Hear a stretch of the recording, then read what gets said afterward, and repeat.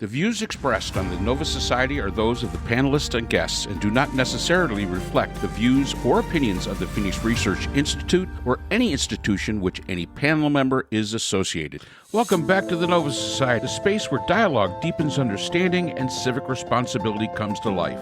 I'm Dr. Mark Bound, joined by our regular panel, Dr. Scott Gershwer and Dr. Brooklynn Ann Weldon. Together, we'll unpack the stories that matter most, exploring the headlines, the history, and the big ideas shaping today's conversations.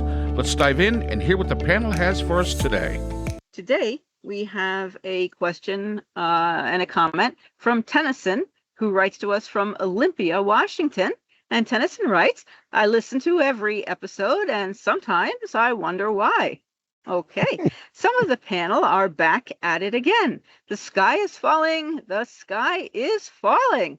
Honestly, if Brooklyn didn't have Trump to worry over, a fresh QAnon conspiracy to dissect, or some imaginary apocalyptic disaster looming in our future, I'm not sure what she would talk about. Well, I could talk about Lewis Carroll and English literature. Oh boy. Oh boy. That'll get us some listeners.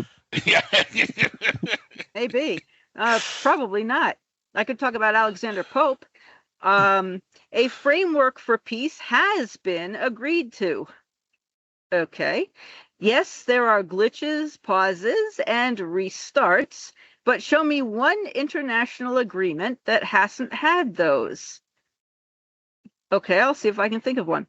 Oil is moving through the Strait of Hormuz.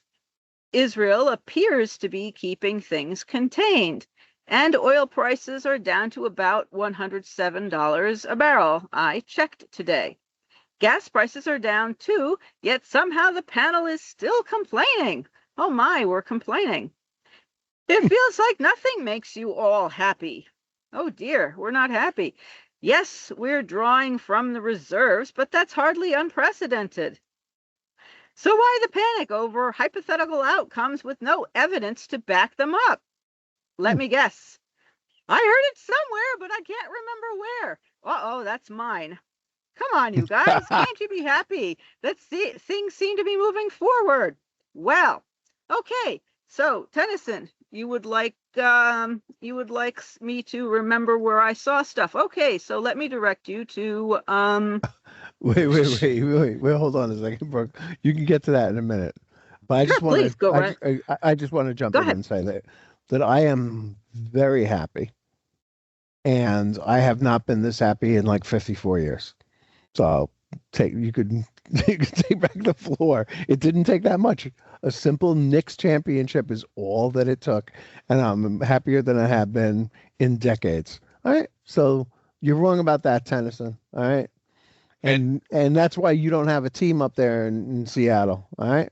Because you guys don't appreciate a good basketball team and what it could do for your mood. And I'm very happy because over the weekend, of course, we have a lot of foreigners here in the neighborhood, and we had a whole bunch of watch parties out at the Oasis next to the pool here in my backyard, and we had a bigger crowd than they had at the Freedom 250 State Fair down in Washington. And guess what? My pool is in green, so I'm extremely happy too. And did you have any of the beautiful women of Cabo Verde there? Because man, they are setting the internet on fire. Oh yes, they are. Oh yes, they are. Yep. Makes me want to go see the place. Yeah, me too. Maybe even move there. Why not? Between there and Singapore, you have the most beautiful women in the world. It's just incredible. All right, Brooke, go ahead. Brooke, you can talk about your sources about the Strait of Hormuz and the oil and all that. By the way, but just before you start, did anybody here notice that gas prices are down? It doesn't seem like that to me. I mean, I don't. Yeah, I haven't noticed that either. I don't know about that. Well, I will say this. Here in South Carolina, at one point in time, it was $4.29. Right now, we're down to $3.49. For $3.49, I mean, it's not good, but it's not terrible, I guess. And after Brooke gets done railing on Tennison, who would name their kid Tennison. But anyway, after Brooke gets done railing on that, we could really talk about the idea of why is it so low if a barrel of oil is still $107? Actually, today, the a barrel of oil is down lower than that. It's down to today it's like as of 68. 8:30 this morning. Yeah. Well, oh really? Okay. So according to Fortune, as of 8:30 a.m. Eastern time today, oil sold for $72.36 per barrel using Brent. So the benchmark is Brent, not WTI. Right. That's right. You're right. And You're right. 71. It's yeah, according 71 to this. and 72. Here's the. But we're not the ones who put out a Truth Social post and said, "Hey, the gas companies better start lowering their prices at the pump because the price of per barrel is down," and they're not doing that. That was Trump, not us. Yeah. And I looked this up, and I will say this: this email that was sent to me on Saturday morning at, I'm going to assume your time, Tennison, it was probably around about 7 o'clock in the morning. Okay. Why is it now down another $30 a barrel and it's only Monday? What has caused that? I mean, it's not like we're overproducing here. No, Chief. we're not. I mean, we're not. And I think that's the concern everybody has, this manufactured price of gasoline and the manufactured price of oil, where all the other things that, like how much we're actually producing, really tell the opposite. We should be looking at the opposite. But all right, Brooke, go ahead. We've beat on this enough. You get after him. Well, it's okay. I very strongly recommend watching someone called Mario Nawfal. That's NAWFAL, or November Alpha Whiskey Foxtrot Alpha Lima, and an economist that he has on his program named Philip Pilkington. And what you have to watch is something called the crack spread.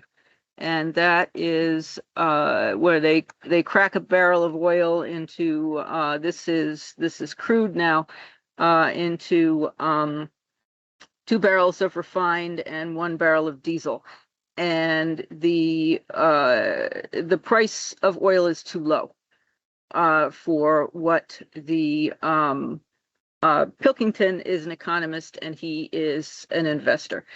The price is too low for what the how did he put it? He's got a scatter plot, and I strongly suggest that you watch the episode. I have to see if I can find it. We'll put it in the show notes.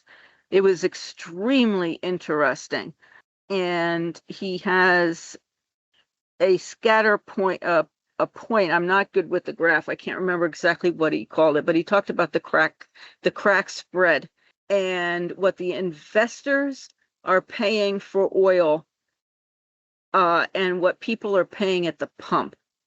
No, I'm sorry, what the refiners are paying for oil and what we're paying at the pump. And the fact, if anybody is talking about an oil glut, what they're talking about is oil that is not refined and cannot be used. So if they're talking about an oil glut, they are not talking about oil that is ready to use. And a lot of refineries have been shut down and wells have been shut down. So they are not talking about the same thing. And you have to be very, very careful about what people are actually talking about. And the strait may be open, but you're talking about normally you would have, we've lost 1 billion barrels from the market since this started. So that's billion. Normally, and you can look this up. Okay. Brent crude should be up around $150, $160 a barrel. It's not. Okay. All right, you know what? Why don't we give you a couple of seconds to look up how many? Because I think what you were going to talk about, and you spoke to me about it before we started recording, was the number of ships that go through the Strait of Yeah. Hormuz, and that it's down, and that there's a bunch Well, of U-turns that tankers have made, and there seems to be a lot of chaos in the Strait of Hormuz, whether people are there willing to go is. through, whether they're paying a toll. There's a lot we don't know. It's very non-transparent, right? Passing through the strait. Yeah, you can actually, if you look at Reuters, Hmm. Reuters has a tracker that will go through. It's a live vessel tracker, and it says it's Reuters, and it says live vessel tracker showing Strait of Hormuz. It says it's marine tracker, and it's live, and you can watch the vessels going through. Cool. Yep. So, And but you can also look at Al Jazeera English. And as of a day ago, Iran was tightening its grip on Hormuz as global shipping risks grow. and Analyst and says. Mm-hmm. and I think that is like, if there's any sort of unhappiness with the situation as it is right now, with regard to the war and the effects of the war and the future and what is different now between what was true on February 25th, let's say, is this. According to, what's this fellow's name, Tennison, everything is good, and there's a memorandum of understanding that he seems to think is some kind of peace deal. It's not. Um, and that we're back to the way we were before. And we're not. But absolutely none of the objectives of this action on the part of the United States and the president have been accomplished. We've accomplished nothing but getting back to where we were before. But now, with the knowledge that Iran can close the Strait of Hormuz whenever they want to and make demands on the rest of the world, we have made Iran powerful. The reason, we have. one of the reasons why the situation isn't as bad as it is because China was prepared for this, and they had enormous reserves, and also have been shifting their economy to a green economy. So they have more electric vehicles on the road than ever before, and are creating electric vehicles to be sold all over the world, everywhere pretty much but the United States. And we have completely ceded what used to be a huge American business, automobile manufacturing, to China, because the future is not gas. The future is electric. And there is you cannot say in any, like, with any degree of credibility, that this is a strong position for the United States to be in. It is not. We're not. I'm sorry, sir, but we are not in a strong position. We have given up our what in any other generation would have been an opportunity to make something great and to create a brand new industry that employs lots of people and makes us the leader and the envy of the world all over again. And we have completely backtracked on that simply because oil companies paid Donald Trump to do it. Simply because coal companies have paid Donald Trump to do it. There is no doubt that we are in a worse position now, and we have accomplished nothing. Iran has still not given up their nuclear ambitions, if they ever had any. That has not changed. Okay, we have not had regime change. The son of the former Ayatollah is supposedly in charge, but the IRGC is very much in charge of the country. The rebels and dissidents that were there before are either not dissidents anymore because they've rallied around their dead leader, as we saw in the funeral footage of the funeral this weekend, where tens of thousands of people are going to Tehran to pay their respects to their fallen leader, a person who was absolutely hated before he was murdered in cold blood by Trump. And that's another part of it, that I would say that we used to be an honorable country, that if you hit us, we would hit you back harder than you've ever been hit before, but we weren't going to throw the first punch. Well, we didn't just throw a punch. We basically said, why don't you guys get together and talk about it, and we'll talk about it, over the weekend, and we'll get back together with you on Monday, and then bomb them when they got together on Saturday night.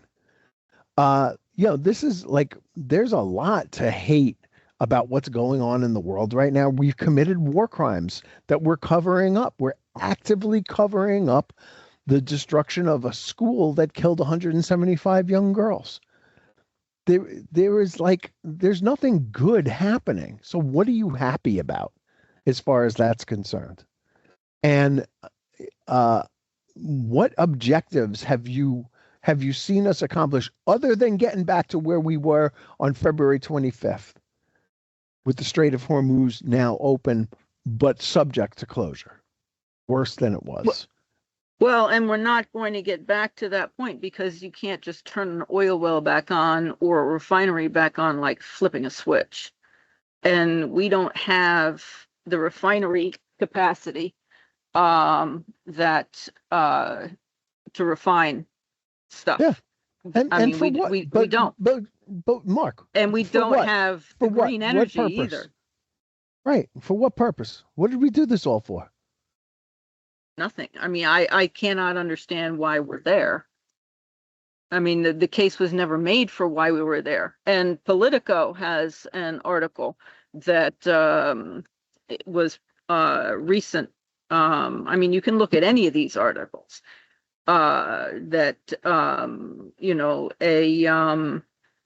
We're nearing what's called tank bottom.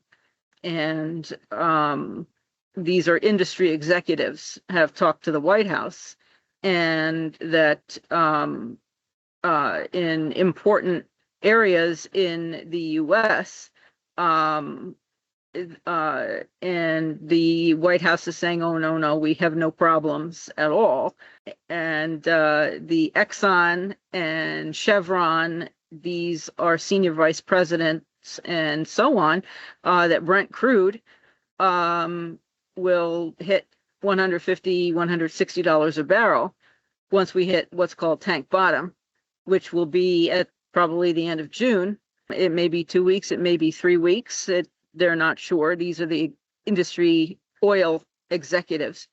And they've already told the administration that, but the White House says, oh, no, that's not going to happen.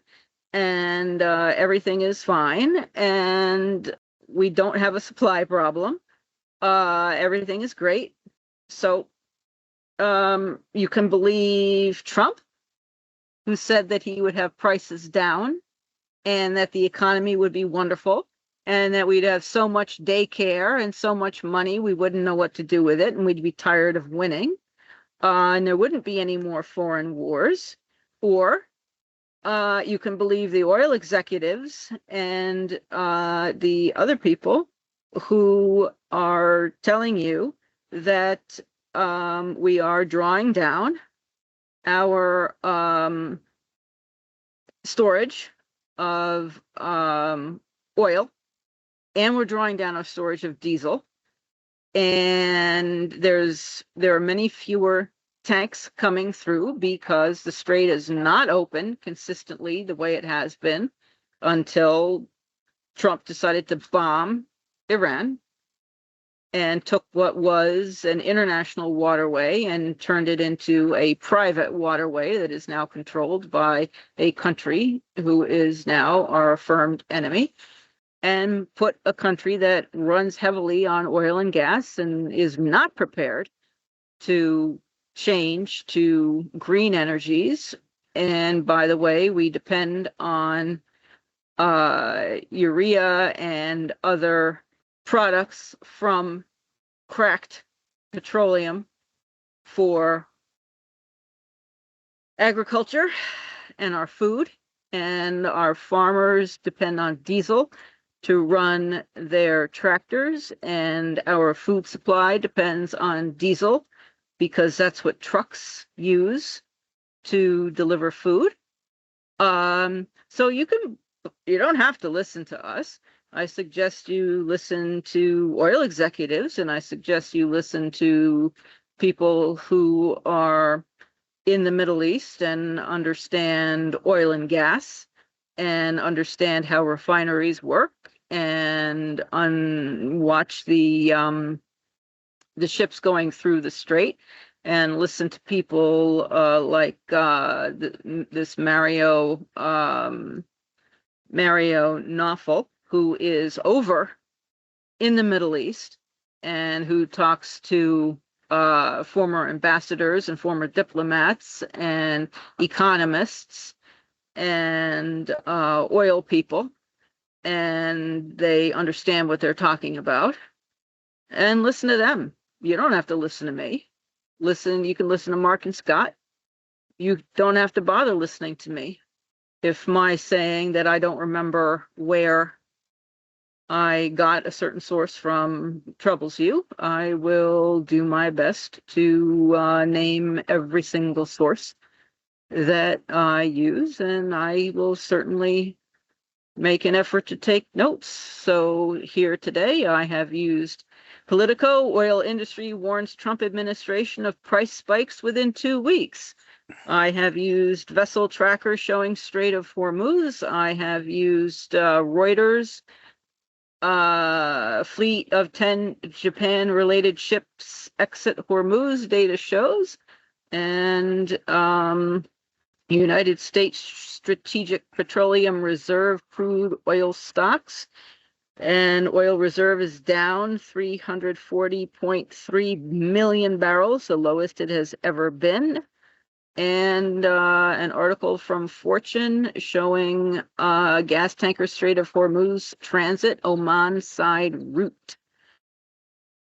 that you are welcome to look up yourself. And gas tankers cross Hormuz via Oman side route after U-turns.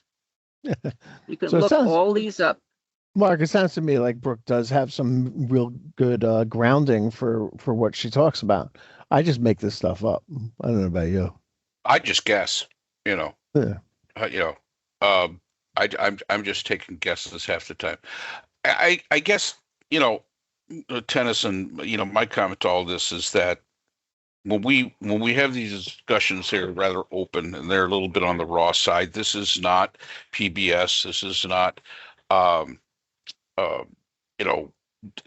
the professional. Somebody's being paid $10,000 an episode to be showing up there, so that doesn't happen. If you want to hear a lot of bullshit that's basically coming out of somebody's ass, listen to CNN when they have that right-wing wingnut on there all the time. He goes in the face of actual facts. What's his name, Scott? Talking about Scott Jennings? Scott Jennings, yeah. I mean, listen to him. I mean, if that's what you want. The facts are that our oil reserves are down. What does that mean? Now, you can project that out any way you want. I am probably a realist. When I start seeing something that is concerning, is it concerning to me that our oil reserves are down to the level they're at? Absolutely it is. What does that mean exactly? I don't know, because I have not seen any of the indicators that condition would in fact create. You would think if our oil reserves are down, our gas prices are going to go way to hell up, because you'd think people want you to conserve. You would think. You don't see that. So right now, Brooklyn has her thoughts on what this might mean. Scott has his thoughts on what this might mean. I sit back and I say, wow, logic isn't working here. Now, I don't go to conspiracy or anything like that, but I am willing to sit back and say something's not right with this picture. We talked about it the other day about, why are prices on gas going down? And as I mentioned, they've gone down about 80 cents a gallon here in South Carolina, at least where I am. I mean, some places probably not so much. Go down by the coast. I have no idea what they are, but the fact is that they're still about 80 cents higher than they were before this Iran war. But if all the conditions are correct and all the reporting is correct, if we are at the point where oil reserves are down and people are actually talking about rationing, why is gas not $7 a gallon? To be able to stop those people that Scott notices out on the bay in their boats. Why is this not happening? Because that's what a truly responsible administration would create. I mean, I hate to say it, but that was one thing if anybody remembers, and we three are probably all of the age, in New York in the 70s, whatever your license plate ended on, even or odd, depended on when you could get gas. Yeah, I remember that. Because they were rationing. They were rationing it out. If this is that dire, and I don't discount what the reports say, I don't say that they're wrong. I don't say that they're fake news. I don't say any of that. What I say is, if they're so dire, why in the hell are we not doing something? According to one thing I did read that I just closed, OPEC has agreed to release some like 188,000 barrels. But what I also don't see is that we're not replenishing our SPR, the Strategic Petroleum Reserve. No one is saying anything about replenishing. Right. And that would put the prices up also. And I think that that's a really good point, because as I just read that oil is today, a barrel of oil costs $72. When oil gets down to $70 a barrel or thereabouts, or 68, which is the West Texas, that's when you start replenishing the oil supply. But there's been no talk about doing that. We're not replenishing. We're not buying. We're still pumping it out there and putting it out there. Yeah, and we're still using our Strategic Petroleum Reserve, and you can't take from that without collapsing the walls of the salt mine. And I still don't understand why we are using a salt mine. Right, but we talked about that last time.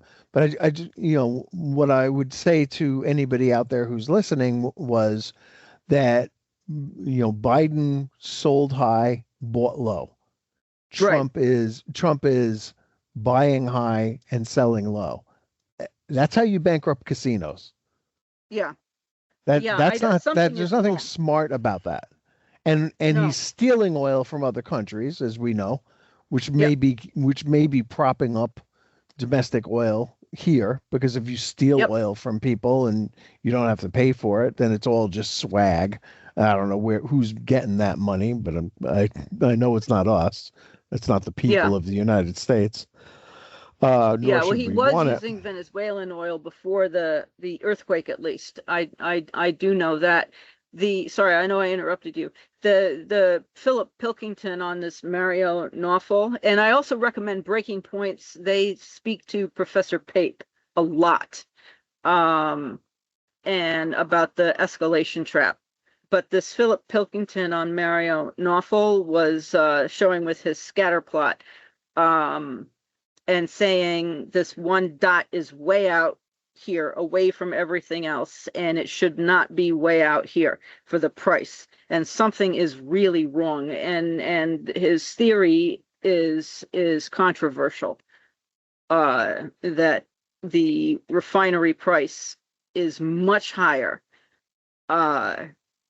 and the there's two explanations for that, and I'm sorry, I don't remember what they are. I suggest everyone who's interested watch that episode, and I'll find it so we can put it in the show notes.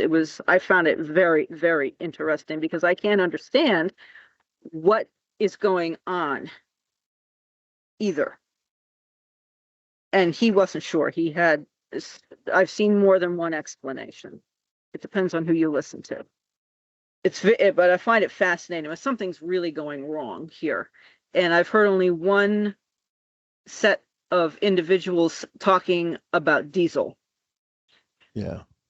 To be fair, it's hard to get it right. I mean, it goes too low, it's bad. It goes too high, it's bad. There really seems to be like a very small sweet spot, kind of like hitting a baseball. It is not. It is. Some people are saying that it's going to be down to $60 a barrel, and then that's too low because then what's the point of pumping it if it's that little? And then they're going to start cutting supply rather than raising it, and that'll keep gas. Just the oil part of this. But again, I want to set that aside for just a second because I want to talk about the war. Why are we at war? We were at war because we wanted to, depending on who you believe in when they said it, change this regime, which I am all for, right? When Israel said that they had a shot at Khamenei, I said, take it. And Trump said, no, don't take it. That happened. When, just changing this regime would have been a great thing for the people of Iran. Mark and I talked to a dissident from Iran. We should talk to her again. And we listened to what she had to say. She didn't want U.S. interference. She wanted us away from there. That I remember about that conversation. Absolutely. Because I said, how could we help you? And she said, you could help us best by staying out of it. And then the other part of this, of course, is, there was supposed to be some nuclear, whatever you want to call it, dust is what Trump calls it ridiculously. That hasn't changed. They have ballistic missiles. That hasn't changed. They have the ability to project power more than ever before. So that has changed, but for the worse. This doesn't make any sense. Like we just kind of ran into this thing without thinking about it, and we're paying the price for it. And I don't understand how anybody could be happy about it. Can we turn And Trump this around? lifted the sanctions, and we're going to give them their frozen money back, much Right, more and than Obama gave them. Yeah. That's another part of it, right? I mean, like none of this works out. Worse. Yeah, our bases are gone. We've bounced back from things before, right? I mean, we're all old enough here to remember the fall of Saigon, the helicopters being dumped into the sea and all that. Terrible moment for the United States. Really, really hurt the prestige and the self-confidence of the country. But 15 years later, we won the Cold War. All good. We have the ability to come from a bad situation and make it good. But those are policy decisions by people who are thoughtful and smart and strategic. None of that is going on right now. There is no strategy. There is whim, nothing but. It is completely like just based on this one guy's gut feeling that everything will be fine. He could do to Iran what he did to Venezuela, and that'll be our big win. And he's saying it about other people as well. I just don't see there's any, we don't have any kind of foreign policy anymore. We're so transactional. And to all the Trumpers out there, I will say this. He is so transactional that it wouldn't shock me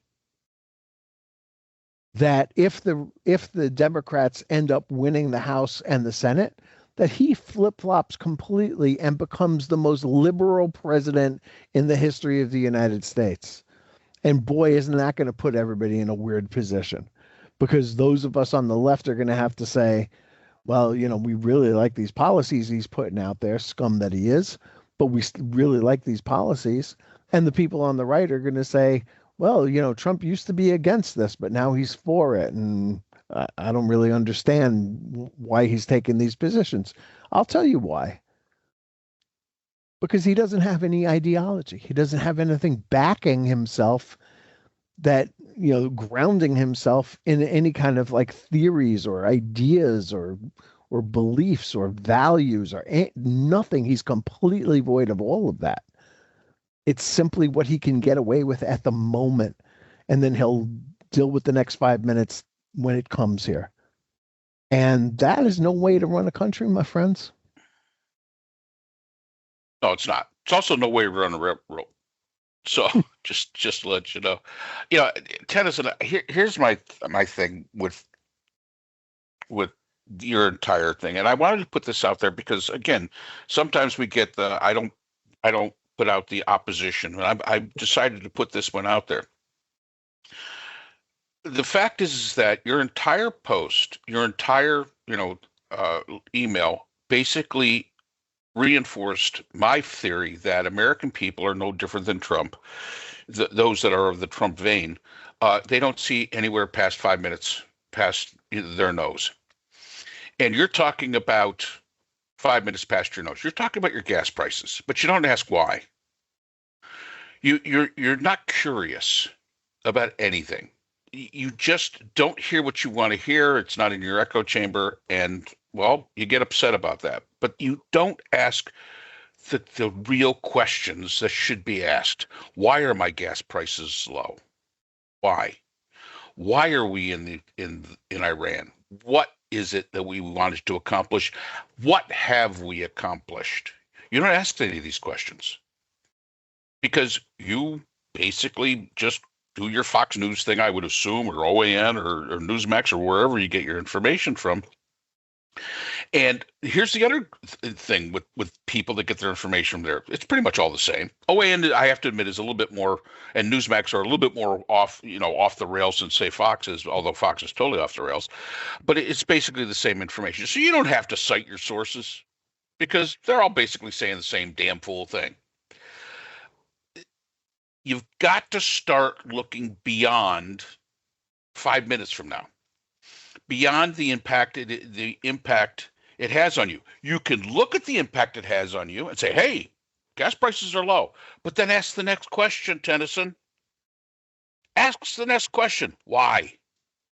How come? But you won't do that. So in many ways, and I appreciate the fact that you listen. I'm sure I can tell you right now, we get a lot of opposition listeners that listen to us. But I've seen a very interesting trend. And the trend is you don't ask the next question. The first question is fine. The first statement is fine, but you don't ask the question that should follow it. And that is disturbing to me. And I think that's something that makes me extremely nervous when it comes to the future of our country, because as Scott said, we have ceded over so much possibility, so much opportunity to China. I got news for you. China has out-capitalismed us. They beat us at our own game. And there's a lot of questions that you present here about what's going on in the world, but you don't ask the really hard question, or the question that may require you to get outside of your echo chamber and actually do something called research. I don't know what you do for a living, but maybe a little research wouldn't hurt. The fact is that, there's a lot going on in the world. It's more complex than just what you're paying at the pump. And please start understanding that. That's about all I'll say to that. And Tennison, it's Dr. Weldon. I did earn it. And that's all the time we have for today's episode. The Nova Society is a production of Nova Society Media, a division of the Phoenix Research Institute. We want to thank our production partners, Buzzsprout, who hosts the Nova Society, Audacity, our editing team, Apple Podcasts, the largest source of podcast and music online, Spotify, the most popular platform for the Nova Society, and iHeartRadio, your destination for all things music and podcasting. The Nova Society is available on all of these and other quality platforms listed in our description. And most importantly, we want to thank you, our listeners. Without your support, the Nova Society could not be possible. If you haven't already, please consider subscribing on the platform of your choice. It's easy, it's free, and helps our channel grow. For questions or comments, you can reach us at nova.society.podcast@gmail.com. So on behalf of Dr. Brooklynn Ann Weldon, Dr. Scott Gershworth, and all of our production partners here at the Nova Society, I'm Dr. Mark Bound. Remember, the true power of society is knowledge. Thank you for listening, and we hope to see you again next time. We'd like to thank our sponsor for this episode, the Phoenix Research Group, an independent research consortium dedicated to providing solutions to social and political issues for NGOs and international government agencies. Through multidisciplinary, nonpartisan, and unbiased research, the Phoenix Research Group advances understanding and practical strategies for complex challenges. The Phoenix Research Group is a division of the Phoenix Research Institute, the producer of the Nova Society podcast.